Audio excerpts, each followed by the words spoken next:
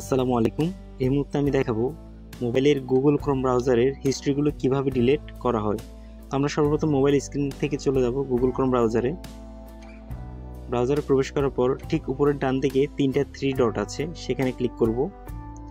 সেখান থেকে ঠিক একটু নিচের দিকে চলে আসব সেটিংস থেকে আমরা চলে যাব প্রাইভেসি অ্যান্ড সিকিউরিটি অপশনে।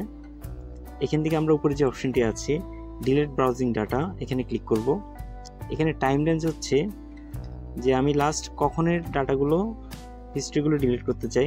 সেক্ষেত্রে আমি যদি সব অল টাইম দিই সবগুলো চলে যাবে, আর যদি লাস্ট 4 উইক কিংবা লাস্ট 7 ডেজ দিই শুধুমাত্র সেক্ষেত্রে লাস্ট 7 ডেজ বা লাস্ট 4 উইকের ডাটাগুলো বা হিস্ট্রিগুলো কী হবে, ক্লিন হয়ে যাবে। তো আমি অল টাইম সিলেক্ট করলাম, করে এখানে ডিলিট ডাটা দিলাম, দিয়ে সবগুলো চেক থাকবে, দেন ডিলিট।